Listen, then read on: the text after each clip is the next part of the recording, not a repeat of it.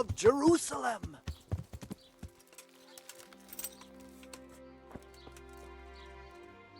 Well, well, who have we here? Ah, the prodigal son returns. I knew you'd come back to me one day. Let me guess, you saw it in a dream? I knew you were going to say that. But I had a divine revelation. That next time I won't be around to pull you out of the shit. Oh, well, I am sorry. But these things are sent to try our fortitude in the face of adversity. I'd like to try your fortitude. I've heard you know of some irresistibility potion or whatever it is. Ah, naturally, musk of infinite allure, an age-old recipe, maybe even older, tested by Moses himself. Moses? How do you think he managed to get his people to follow him through the desert for 40 years? It's extremely potent. Yeah, so it would seem. How much do you want for it? Who do you take me for? The wisdom of the ancients isn't something that's bought and sold in the marketplace. Did Jesus charge for his miracles? But since you ask, how about this much?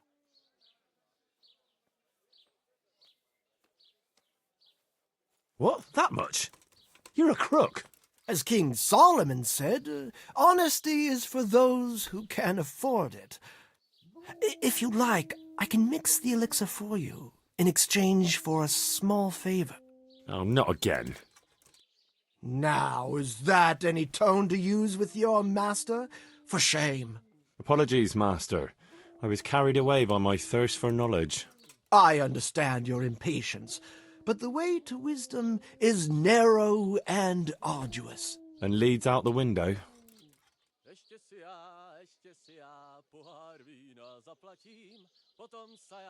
So what is it you want from me now? Ah, my dear apprentice, everything's gone to the devil. I'm living from hand to mouth, sleeping on straw, and the local peasants won't buy from me. They say they don't trust me, as if I were some kind of charlatan. Can you believe it? Does this look to you like the face of a swindler? I'm an honest trader in sacred goods, whose only concern is the welfare of troubled souls. A regular Good Samaritan.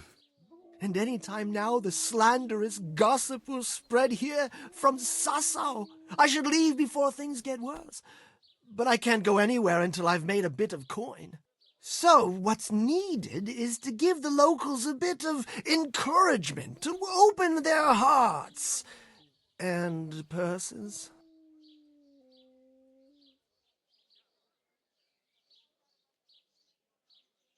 Sure.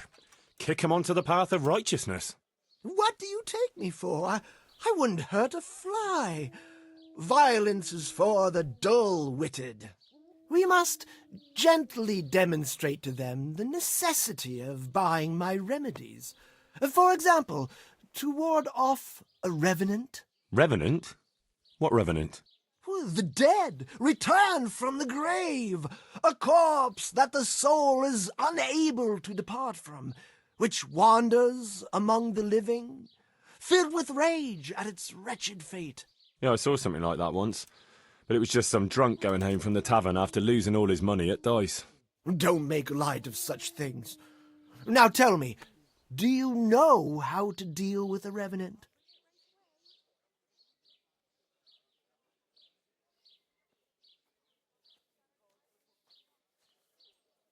A silver arrowhead through the skull? Novel, but it would certainly be a lucrative trade.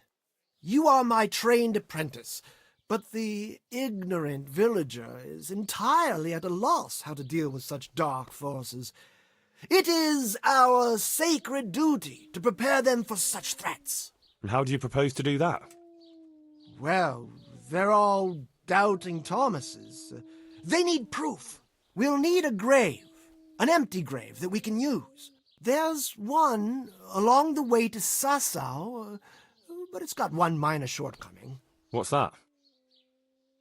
Well, it's not entirely empty.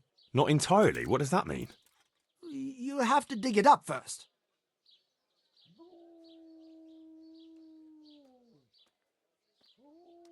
Why this particular grave?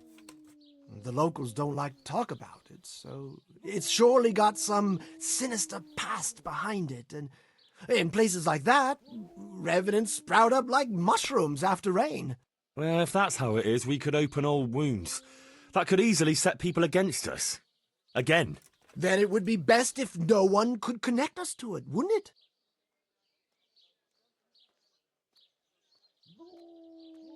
But that's a sin.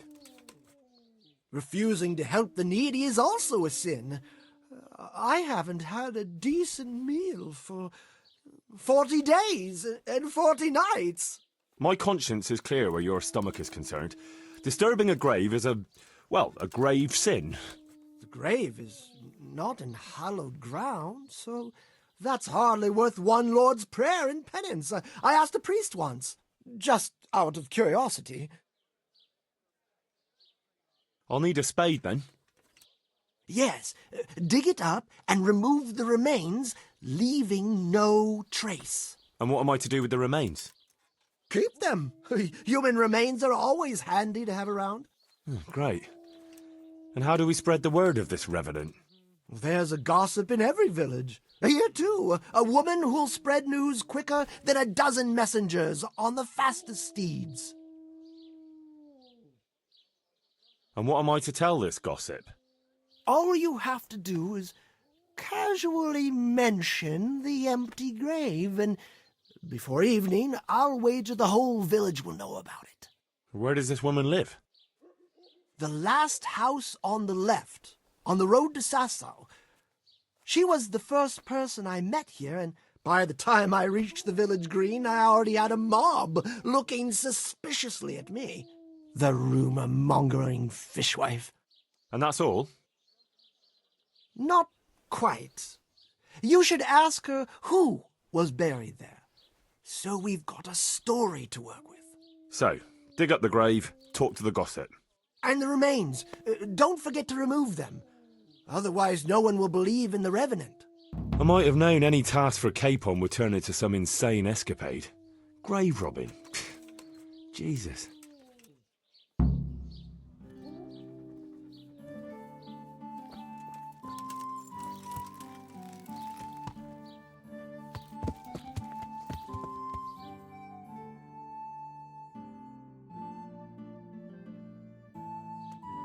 Yeah. Thief! Thief! Yeah.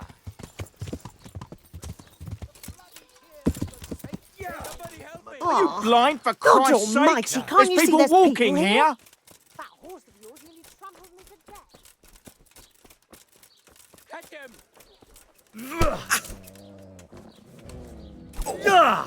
Miss! Don't pitchy. Miraculous ointments and remarkable remedies.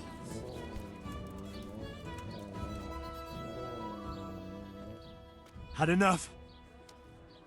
Yeah, you got me. Come now. We don't have to get all worked up on account of a scrap of cloth, do we? Come closer, my friends. No excuses. Hand it over. Here. You got the thrashing you deserved. I hope you've learned your lesson. Yes, sir. You really let him go? Just like that? And did you get the loot back? I did. I have it here. Thank you. That thieving magpie. You can't trust anyone these days. And just so you know, I'm no pinch purse. Here's a small reward. Thanks.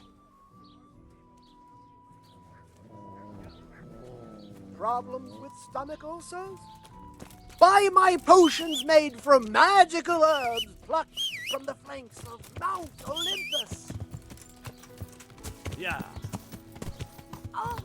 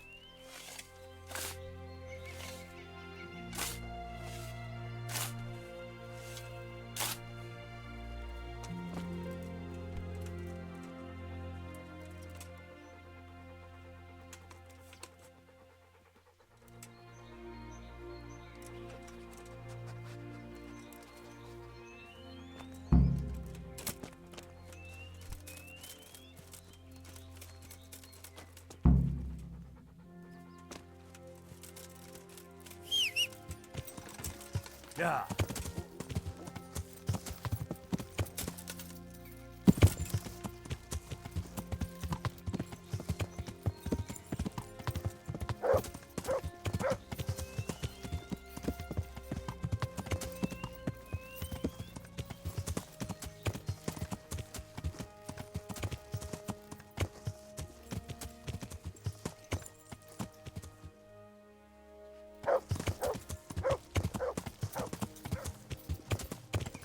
Yeah.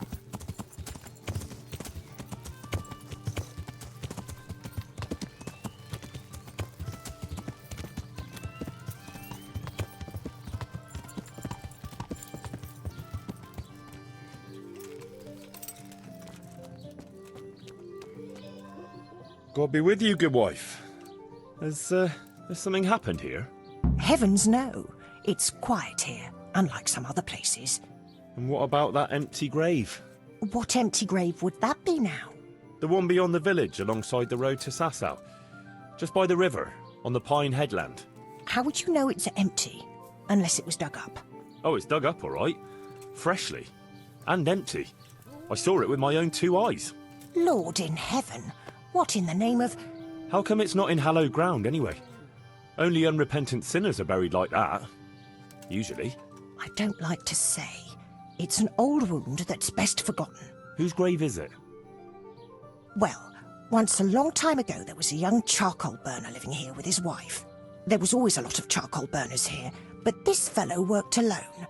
That's not an easy job for one man. Well, no one wanted to work with him, or what? Oh, he was a hard-headed fellow who always wanted to take care of his family himself.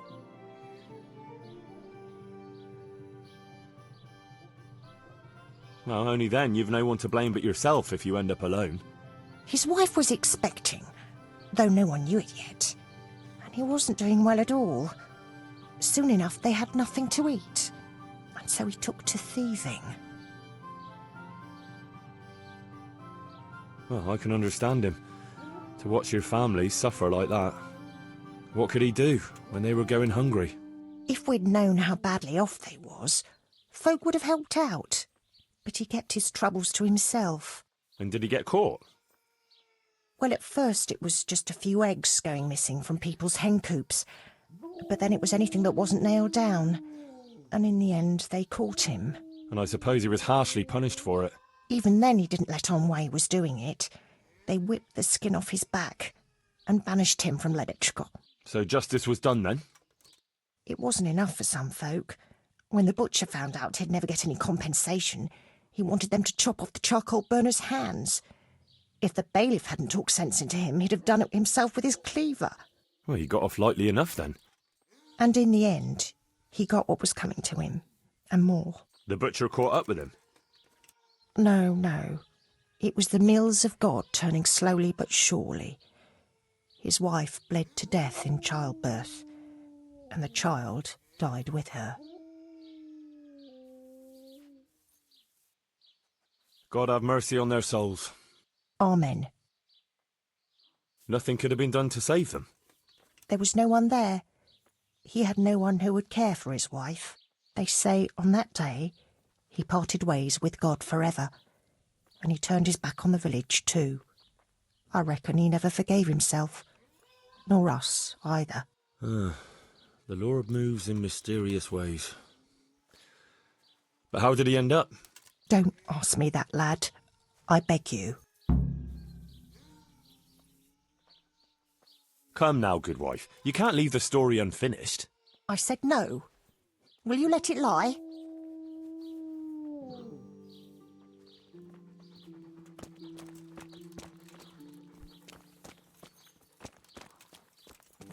Greetings, neighbor. Greetings.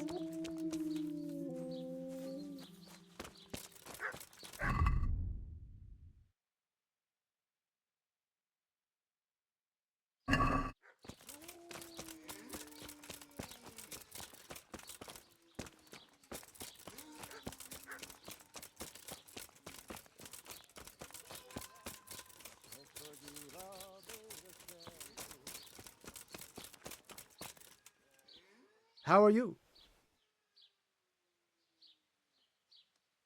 I know who was buried in that grave. A young charcoal burner. So begins the tragic tale of the young charcoal burner who became entangled with the devil himself. Oh, don't start. What devil? I'm trying to tell you. He was from Ledechko. He was trying to eke out a living for himself and his wife, but he couldn't manage. When she fell pregnant, he took to stealing. Pride drove him from the straight and narrow path, and soon he sold his soul to the devil to fill his stomach. They caught him and punished him, but some of the people he'd robbed didn't think it was enough. Then when his wife died in childbirth, and the child too, he blamed everyone for it. Even God, apparently. But when the time came to pay his debt to hell, the devil had no use for his soul, and took his wife and child instead. The charcoal burner cursed God, who struck him down in righteous vengeance. But the dead man's soul never left his body. He came back as a revenant to vent his rage at God and men and take vengeance on the living. Jesus, did you listen to what I said at all? Sorry, did you say something? Well, never mind. What do you want me to do with it? Well, the question is, what would the Revenant do to get revenge on the villagers? Well, apprentice?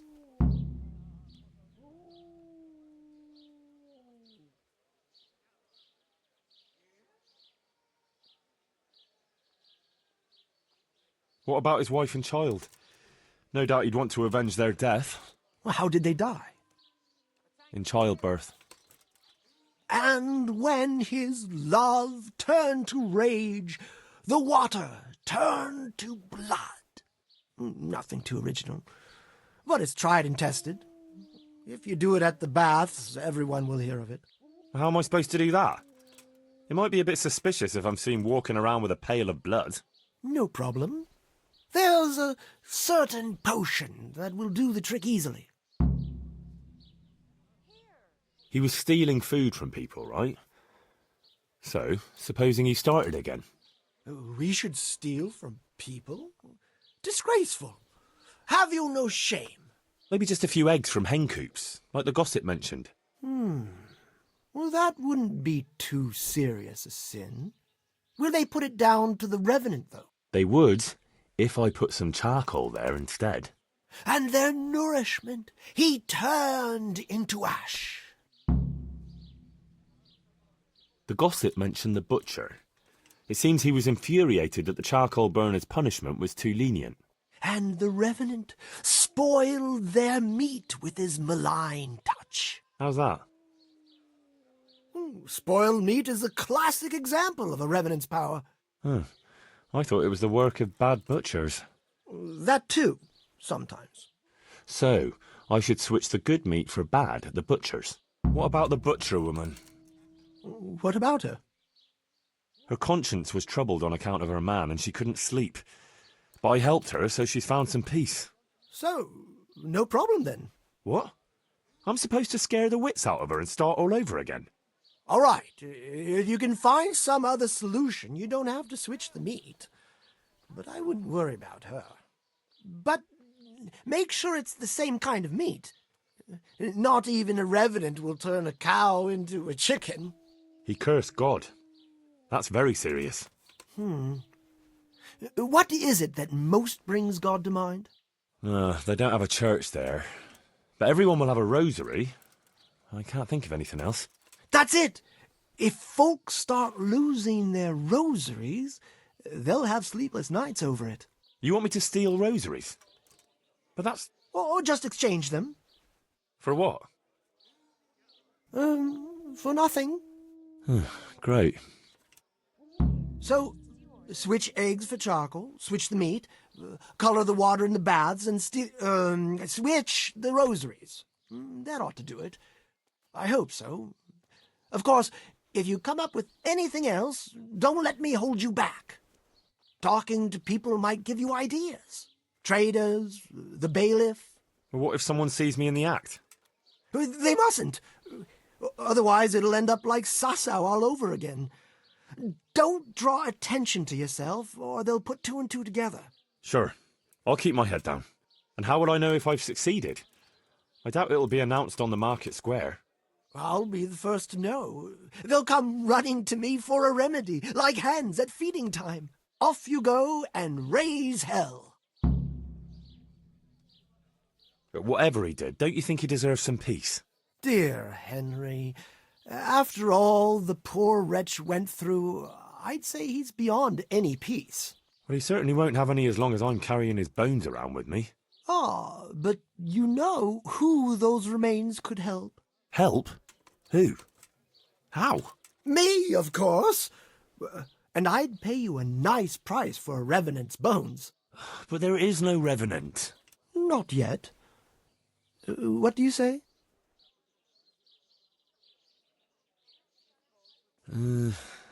Maybe I should bury him somewhere else. What are you saying? That would be such a waste. Anyway, if someone saw you, the whole game would be up. Well, supposing I do it later, when the fuss has died down. All right, if you must. But I don't know what you hope to get out of it. At least the poor wretch will have peace at last. Maybe. As long as you bury him in hallowed ground. Otherwise, you're wasting your time. Like in Rattay, maybe? Well, that's probably the nearest. That gossip-mongering crone would know. True, I could ask her. If you must.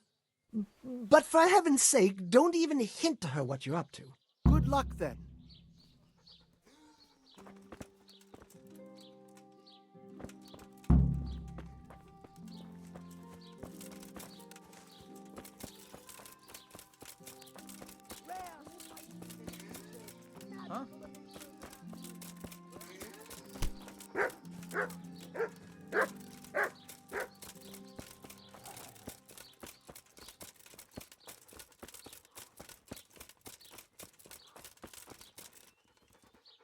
God watch over you, good night, especially in these dark times.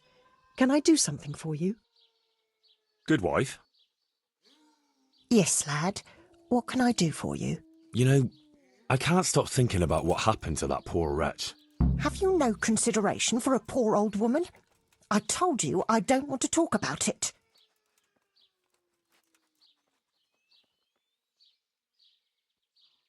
It might relieve you to talk to someone. Relieve me from what? Well, guilt. Guilt?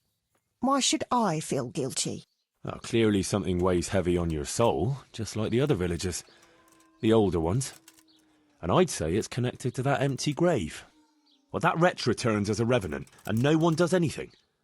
It's not just fear, but more like everyone is expecting some punishment that was bound to come one day. Oh, you might be right. Maybe it would give me some peace in my old age to finally tell the whole story.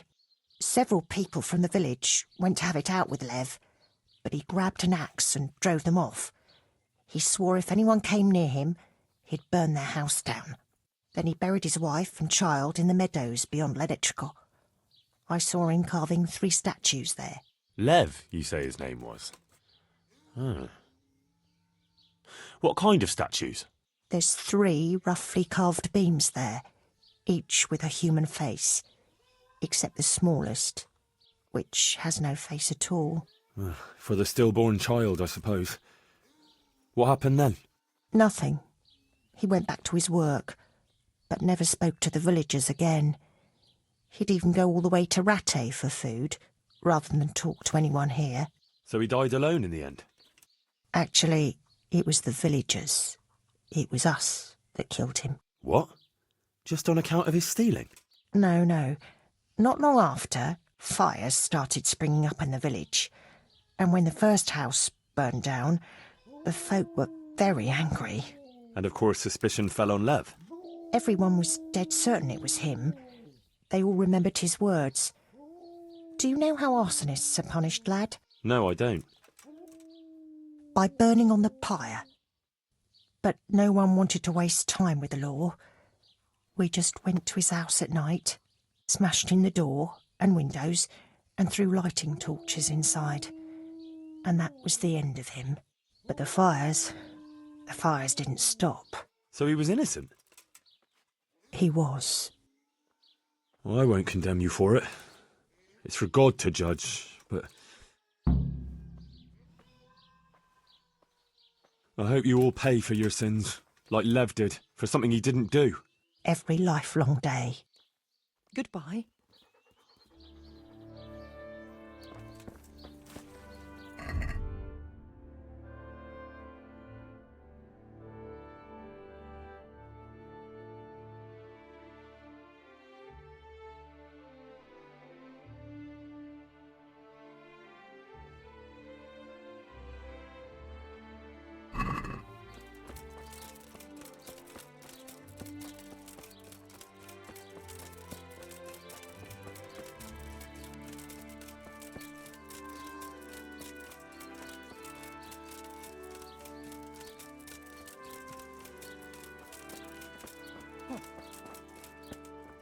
Wine squeezed from grapes, cultivated from a rose bush.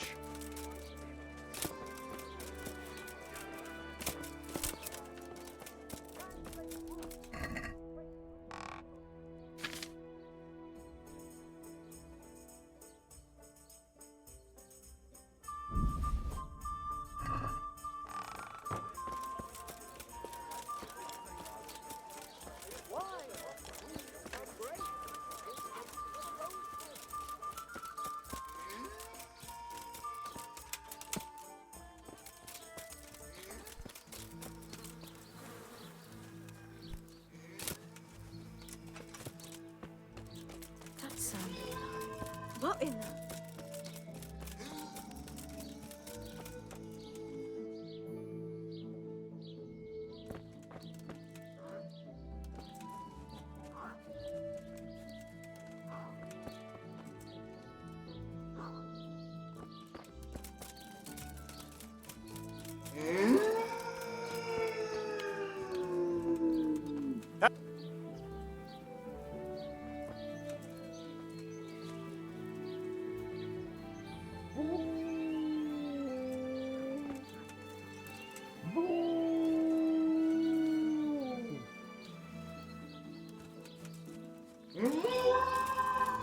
Hey, who's there?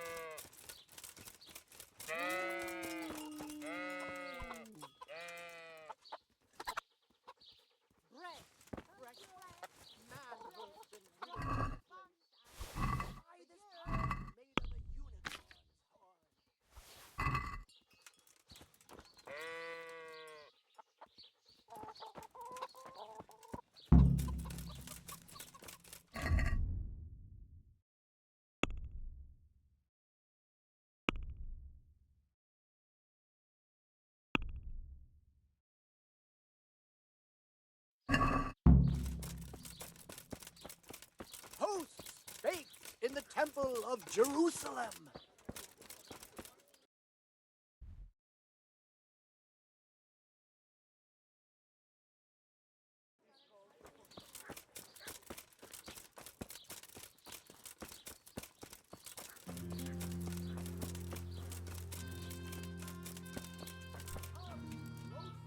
Jesus Christ be praised.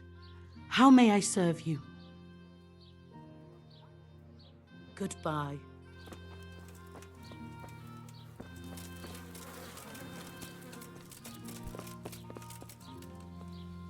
God save you. Take care.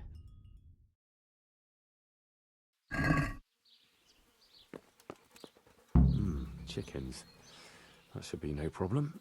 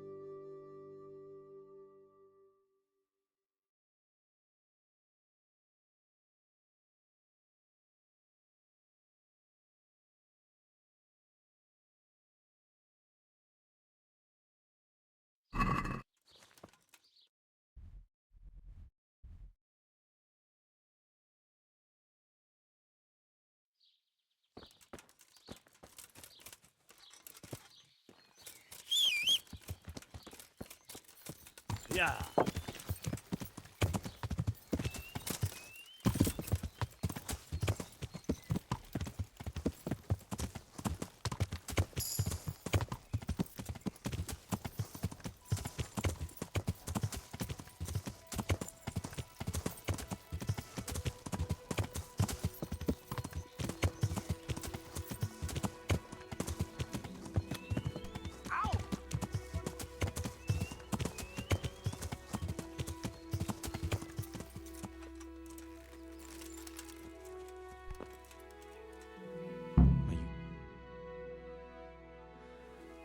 Rest in peace.